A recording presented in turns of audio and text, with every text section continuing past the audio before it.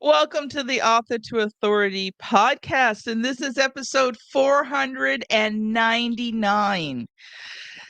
Wow. The next episode, the 500th, I have got an incredible special guest for you. I have Dave Sanderson. He is the author of The Limitless Life. He was on the Miracle on the Hudson plane that went down in the Hudson River. So you're not going to want to miss that episode. He also worked with Tony Robbins as head of security for, I think, about 10 years. So he's got an incredible story that he's going to share with you about how to create opportunity out of uncertainties. So make sure that you are here for the next special 500th episode. But today we're going to talk about the 7-step selling process to enroll your ideal client.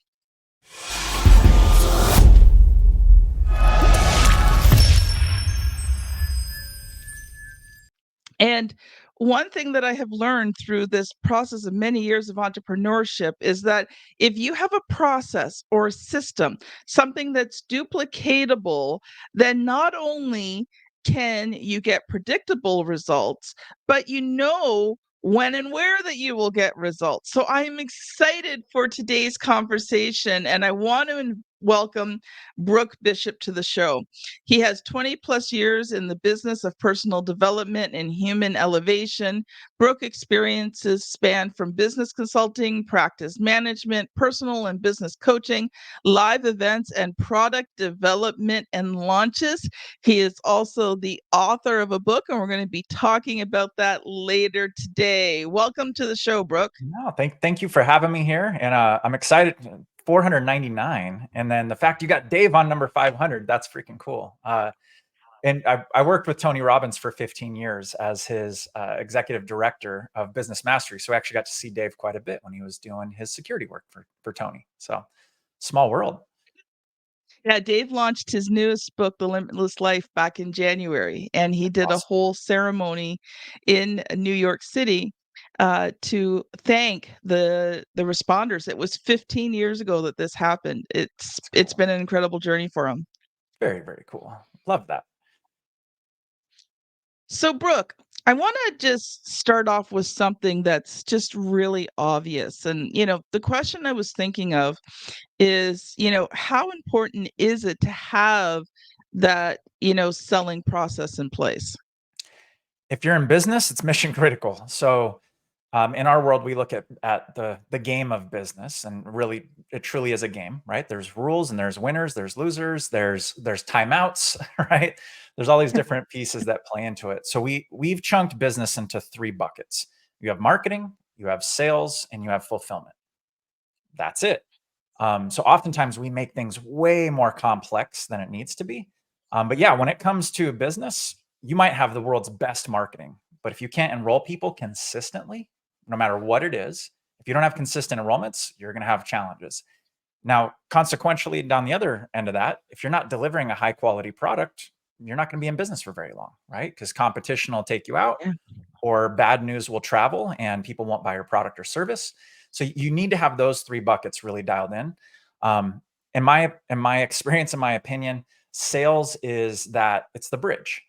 It's also the holy grail of business that most people want to avoid because they feel like they have to, they feel like sales is a 4-letter word. It's this icky thing, and it gives people anxiety, and you know, it it can feel funky at times. So yes, long answer to your question, sales is mission critical, and having a rinse repeat process, it's paramount, because if it's not working, you're not going to know what to change in order to get things back on track. Mm, love it. Love it. It's funny. We all become entrepreneurs, but it's not because we want to sell.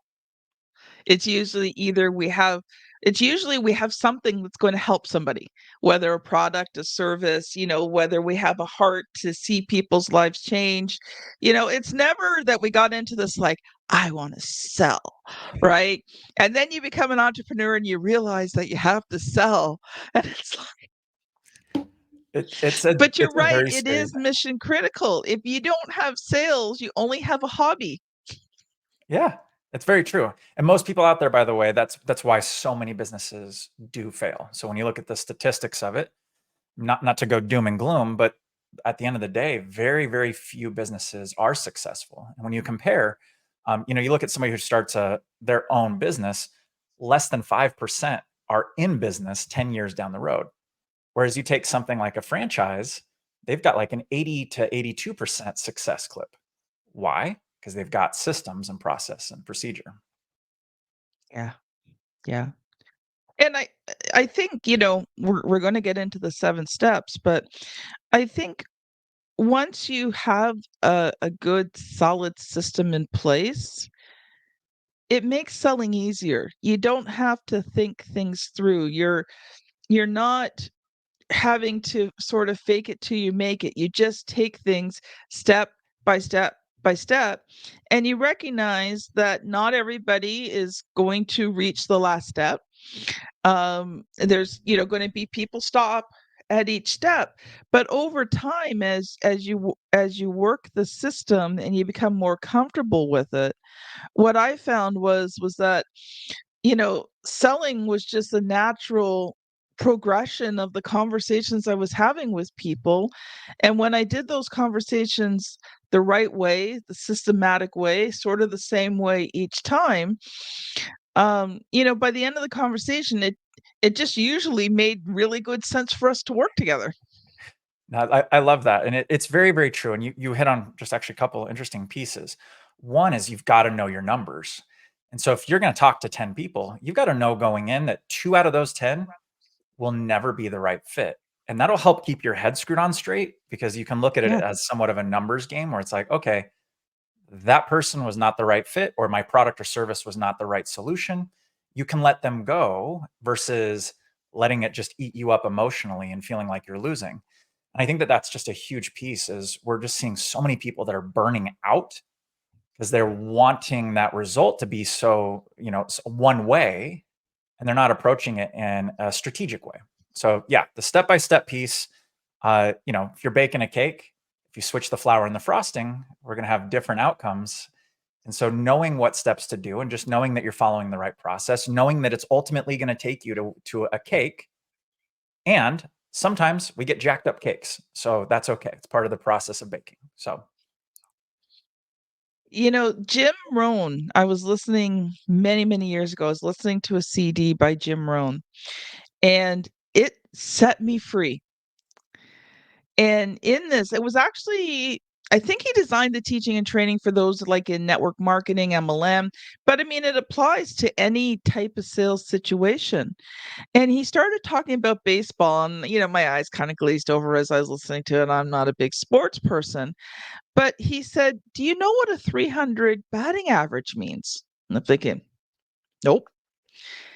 He says, "These baseball players strike out 7 out of 10 times, strike out 7 out of 10 times, and they make millions of dollars." And I went, my jaw dropped. I couldn't believe it. He says, "You can strike out 7 out of 10 times." He says, "If you strike out 8 out of 10 times," he says, "you're not a millionaire." He says, "But you're making pretty good money."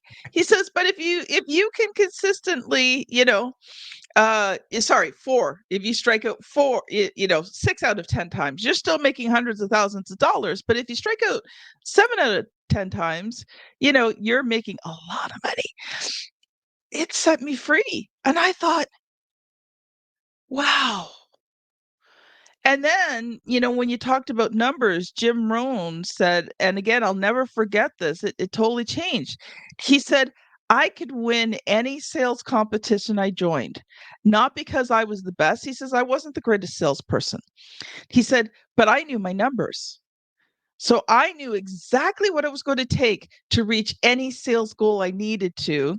And then I just had to decide, could I put in enough time? Could I put in enough effort to generate the leads and convert those leads into sales?" And most times he could. So he won competitions not because he was the greatest salesperson, but because he had the best work ethic and he knew his numbers. no, I love that. And in the spirit of numbers, and Jim was just a brilliant human being. Uh, But when you look at those numbers, so we're talking about there's 2 out of 10 that'll just never, doesn't matter what you might bring a winning lottery ticket and they're not going to think that it's a real lottery ticket and they still won't take it from you. Right? You're going to have at the other end of that spectrum, you'll have 2 people that, because it's just the right time and it's the right solution, most people average around 20% sales, right? Mm, Now, if you're less than 20%, Houston, we have a problem because that means that you are selling people out of your product or service, right?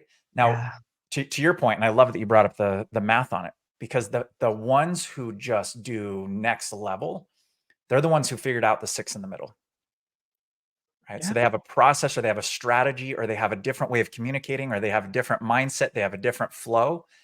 They're able to enroll the 6 that are in the middle that might be somewhat on the fence. They have those tools and those skills, or they have a process to tip them towards their favor. So yeah, no, you're speaking my language, girl. Well, we are going to stop for a quick ad break. Audience, I'm going to share with you a resource from RTI Publishing, and you know that we help write books that convert readers into clients. We will be right back. Writing and publishing a book that converts readers into client and scales your business is hard, but it doesn't have to be. Get my free checklist at bit.ly/create and scale that will show you what you need to do to have your book become a well-converting lead generating tool. Welcome back. Brooke, I have been so enjoying this conversation so far. Let's get into the 7 steps because first of all, I'm curious. Second along, I think I know some of them. So as you're going along, I'm going to do the checklist in my mind to make sure that, hey, I'm on the right track. And then we will talk about it. So I'm going to let you loose to share about those 7 steps. Rock on. Yeah. So 7 steps, just for anyone who's listening to this episode, as well as for you, Kim. One thing just to remember: sequence is everything. So if we're doing the right thing and we're doing it at the wrong time, it very quickly becomes the wrong thing. Okay. So So true. and this is what we see with sales. And as I lay out these 7 steps, what I'll probably do, just to make things interesting today, is I'll probably share more of what not to do versus what to do, just because I think oftentimes that can be more impactful for anyone who's in a sales engagement. So what I would let everybody understand is we've reverse engineered this process. Whereas most people in the sales training space, or if they're like, hey, here's a script to follow or something of that nature, they're like, go front to back. We actually went back to front. So we went from the vantage point of how do we get to a yes? If that's our outcome, is a yes. And even beyond that, we want somebody who's going to purchase again ongoing. If that's our outcome, how do we back into that all the way up to step number 1? So as we're laying this out, just kind of know that that's the framework, as we're going to go front to back and laying it out, but it was crafted and built back to front. If that wasn't confusing, go rewind this thing and listen again. All right. So step number 1 is what we refer to that as is intro or pre-frame. So if anybody's in the world of NLP, the pre-frame is where we're going to let people know what we're doing, why we're doing it. And this is a really critical variable that I don't hear many people dig into. In order to exceed someone's expectations, we need to know what they are. And most people in a sales engagement are telling people what they're going to expect versus asking people what they're expecting. Okay, so the intro pre-frame this is where you want to make sure you're not going to get time closed. If there needs to be other decision makers that are there, this is a space where we're going to let them know our intentions for our engagement. And then we're going to ask them, hey, what are you hoping to gain from today? What are you hoping to take from our engagement, our conversation today? Okay. If they're out in left field, we've got to address that now, right? Additionally, I'm going to stop you. Yeah, go for it. Because, sorry, I didn't mean to interrupt you, and usually I don't, but, you know, if you're listening to this, I really want you to catch what he just did there, because he opened up the conversation by letting the person know what his expectations were, but then he stopped and he asked the other person what their expectations are. And audience, I want you to get this. That is If that's the only thing you take from today in your sales conversations is to ask them what their expectations are, how do they want to proceed? Those are powerful questions in a sales conversation, and you're letting them make the decision, which empowers them. So they feel like they're in control. You might be guiding the whole conversation, but by asking certain questions, they feel like they're in charge. It's brilliant, Brooke. I love it. Well, and the reality is the buyers of today are very different than 2 years ago, 3 years ago, 4 years, 10 Mhm. years ago, right? Whereas most of the sales training that's out there is running processes that were made in the 80s, right? That's where most of the sales that's out there today. So if we look at healthy relationships, it requires a Mhm. mutual exclusivity. There needs to be a conversation of what are your expectations? What are mine? Here's where I'm at. So if we can start off from that framework, we're already going to set ourselves up way ahead of any of our competitors. Now, Yeah. what's really important is if they have expectations that are unrealistic, we have to address that versus just snow plowing past it, knowing that they have expectations we can't meet. So we need to have an integritous, authentic dialogue around that. Mhm. Now, if and or you get to a place where you have expectations that are a match, the number one thing that consumers need right now, above all else, is certainty. People Yeah. are screaming for security and certainty. Okay, so give them that. If you have the same intentions and it's like, hey, oh my gosh, heck yeah, we're gonna rock and roll today. I'm so excited that we've met and that we get to have this dialogue today. Give them that certainty. Okay, don't sit back and go. Okay, so pre-frame or intro is number one. Number two is what we would refer to as the discovery. Now, I'm just going to give two rules on discovery because I think these are where most people screw up, right? And this is where, for a lot of people in the sales game, this is where the wheels fall off. Rule number one: you are not allowed to sell at all in discovery. Okay, so I'm going to say that again because this is again the most time. Anytime we hear somebody's calls where they're screwing things up, they're selling too quick. Okay, Yep. to put context around this is like if you went to a car dealership and you walk on the lot and the car dealer or the car salesman goes, "Oh, what kind of car are you looking for?" "Oh, I'm looking for a black vehicle." And they immediately take you over to all the black vehicles, right? They've only got one piece of information and then they're immediately trying to sell and they're trying to push you where they want to push you. Don't do that. And then to give another metaphor or an analogy, this is like going to the doctor's office and you walk in and you sit down and they go, "Oh, headaches. Interesting. I think you should take Viagra." And you're like, "Wait, what? That's one symptom I've got. That's not even the main symptom. Like my arm's bleeding out right now." Right? And they start pushing you into a prescription. They wouldn't do that for very long because they'd be out of practice. However, this is the number one area we see salespeople do. Somebody says, "Oh, I have this problem." They immediately go, "Oh, here's how you can solve that." Or here's why we're the best thing since sliced bread. Hold back, have some restraint. Don't do that.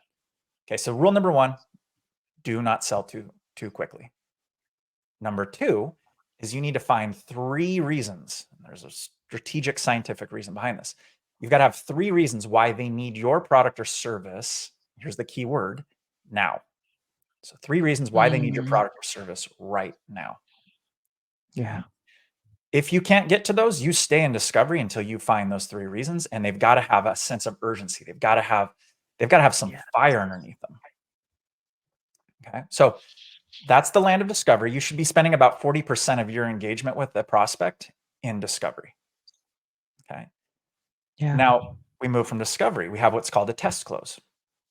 This is where we get to ask permission again. We're going to test the waters to find out all that information they just shared with us over in discovery. Are we tracking on the right wavelength? Are we in agreement with where we're at? Are we seeing the same picture? So it looks something like this. So Kim, you just shared with me that you're looking to accomplish X, Y, Z, these three things. You've been experiencing these things for this long. It's leading to this amount of pain. If I could show you a way to remedy that today, would you be interested in what I have to share with you? Okay, Yeah. cool. Love it. If they say no, that's our cue. We missed something. We go back into discovery. Okay. Do not pass go. Do not collect $200. Go back. If they say, well, heck yes, cool. Now we move forward. Okay. So we've got pre-frame, discovery. We've now tested the waters before we move forward. We're now going to go into step 4, which is our solution or our value add. Mm. This is where we're going to show our framework. We're going to show them some form of value add where we get to impact and improve their life at some capacity. We're going to give them something tangible they can put in a wheelbarrow and walk out the door with it. Okay. In our world, we work with predominantly with coaches or consultants, experts, authors, right? So people who have some form of an expertise that they're sharing with their clientele. So we actually teach a whole process, and we won't have time to dig into all these. We call it the 6 cylinders to success, which if you have a lisp, it's really hard to say that. But it's basically our proprietary process. Now we're going for alliterations.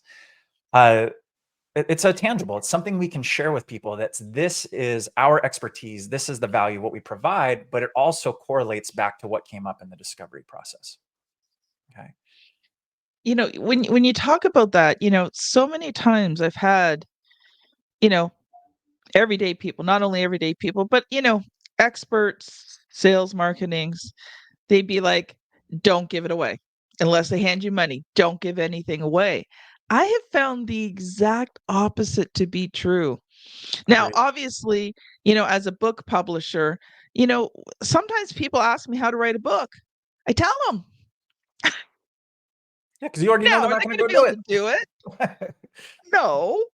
Uh, most cases, no. There are some, but the thing is that, people tell me, "Oh, you're giving away too much knowledge." Well, I don't give my products and my services away for free. But I have found by being generous with my knowledge that it actually attracts people to me.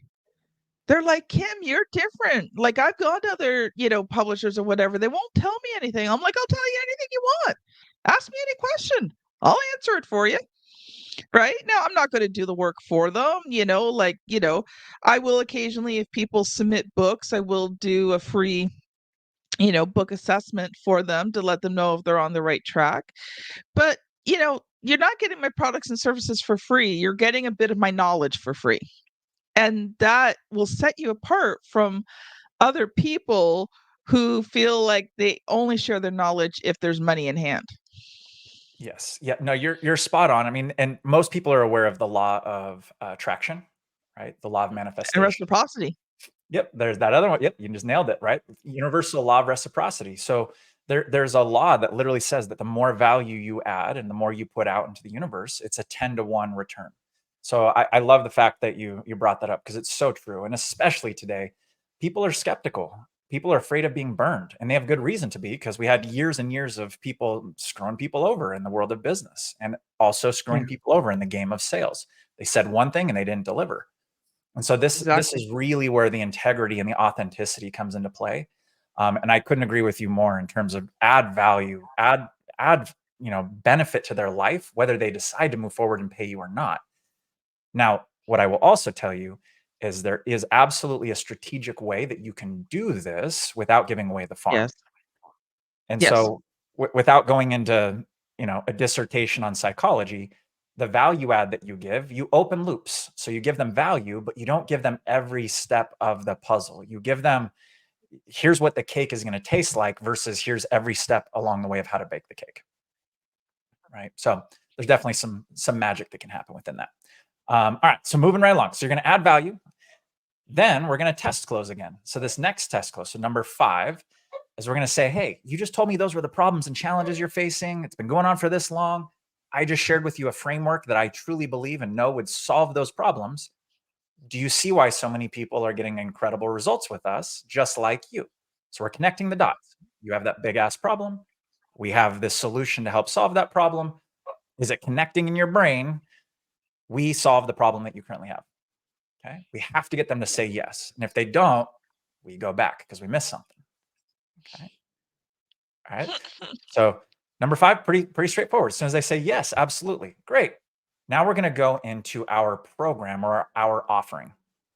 So I'm one of those people that I like to make things really easy to understand. And especially in the world of coaching or consulting, most people don't understand our orbit. They don't understand what our product deliverables are, and it's confusing for them. Like, why do I need that, or do I need to pay for that? I'm not really certain why I need to.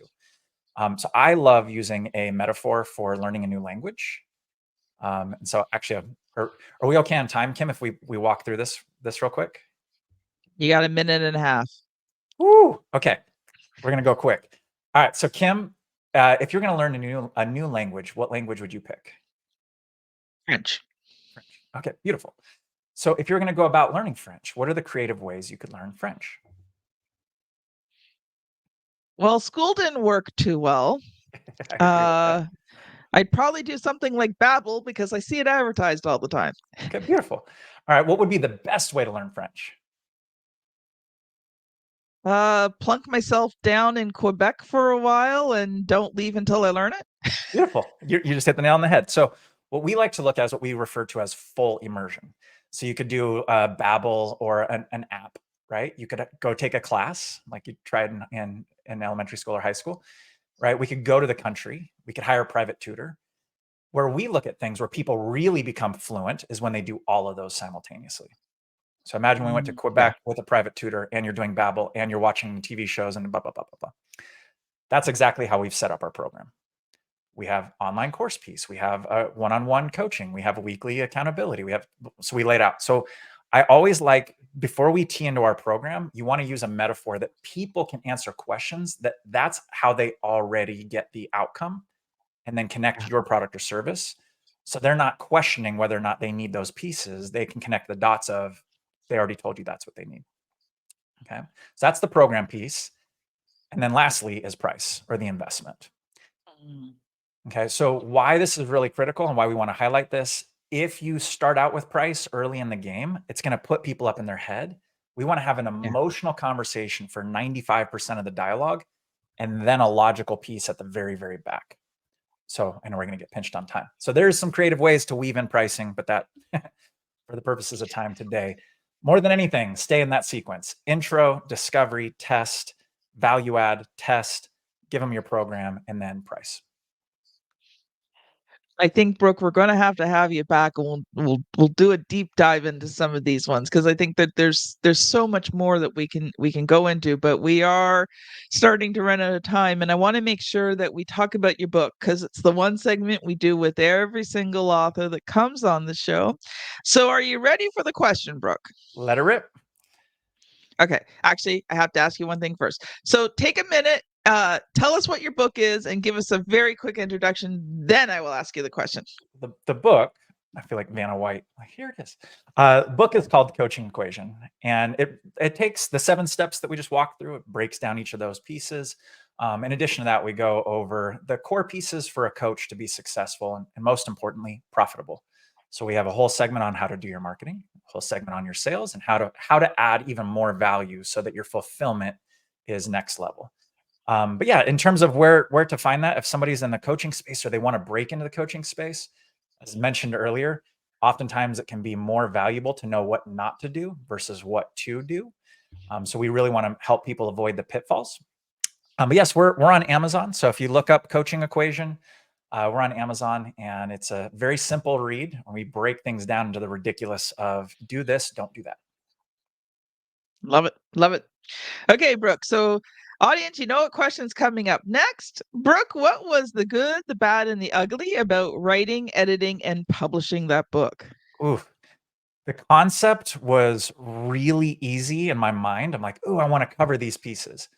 When I actually sat down to map it out and like put it into something that was coherent and also wove in a story behind a how to books can tend to be pretty boring and cut and dry. Because of my background with Tony and some of the biggest names in the game of personal development, I have a lot of really crazy wild stories, like jumping off bridges in the middle of the night or swimming with sharks or like just literally some crazy Firewalking stuff. Lots of fire walking. We've walked through for Dave? arrows. Yeah, crazy stuff. Uh, so for me to weave in the story components to make it something that people would want to read front to back at the same time making it educational, that was where I really found like, okay, how do I bridge the gap on that? Once we bridged the gap there, the next challenging piece was how the heck do we make this thing into an actual physical, tangible thing? And like, how do we get out to the world? How do we navigate the world of getting, things published, whether we self-published and we have another book that we actually did full publishing front to back. it's a minefield of, I just didn't know what I didn't know, and it was way more challenging. Even format, the thing that pissed me off more than anything, figuring out how to format.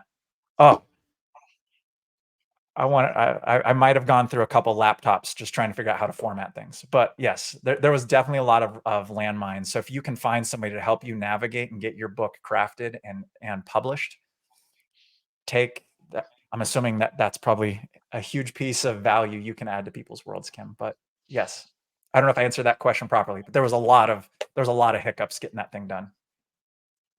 So you didn't really answer the ugly. What was, you talked about forming a bit, but was there one thing that just, you felt like, okay, this book's never going to be published, or after it was published, you felt like, why on the earth did I ever even publish this thing? Yeah. Yes. So that so growing up in the third grade, no, I'm not. I know we don't have time for that. But I grew up with an artist for a stepfather, and what I watched him toil over and over and over again is his paintings were never finished until they were sold. And what I noticed with writing the book is, even now I can still go back to it. I'm like, oh, I want to say that differently, or I want to change that up. If I didn't publish and actually if I didn't have the person coaching me through that to say it's done, move forward, I'd still be editing, tweaking it, changing the painting. Oh, the perfection trap. I deal with that with the clients all of the time. Oh, wow. I can't believe this half an hour has gone by so fast, Yeah, Brooke. it was fast. But we do need to close it off. So I would love for you to share one final thought, and then how can people connect with you? Couple, only one. One final thought. If you're on the fence with getting your book done, first and foremost, get that thing done. It'll position you as an expert. It's an amazing lead magnet. It's an incredible way of establishing yourself as the authority. It's also, we were talking about give away the farm. You can give away so much in your book so people can understand who you are and your core and your soul and your authentic voice. And it makes sales, anybody who's read my book, holy cow, sales is so much easier because I don't have to do all of those things in a conversation. There's a lot of Mm. value that can be added prior to that doesn't have to come up in a call. So my last tidbits, if you're on the fence with your book, get that thing done. If you don't have a book as a tool, as a weapon in your sales arsenal, heck yeah, get that thing knocked out. And then in terms of the sales piece, make a commitment to master your sales craft. It's, again, you might have the best marketing in the world, but if you can't enroll, Lord help us. So yeah. Brooke, how can people connect with you? Uh, empirepartners.io. So empirepartners.io. We have a number of different ways to help people. Obviously, if you guys want to pick up the book, if you're an avid reader, on Amazon is Coaching Equation.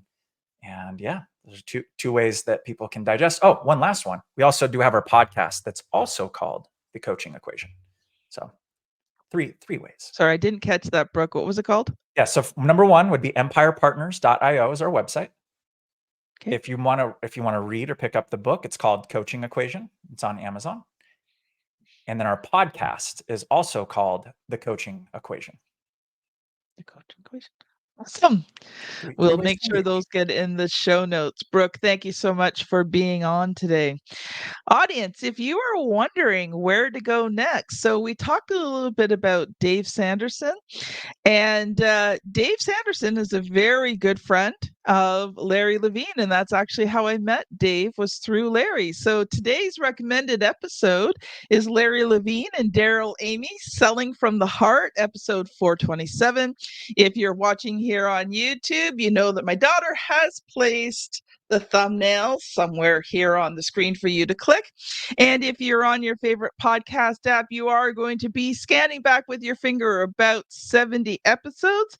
But I promise you that, if you want to increase your sales, take what Brooke said today and then add some selling from the heart with it, and you will have an amazing conversation. Thanks so much for listening, and we will see you on the very next episode. Bye now.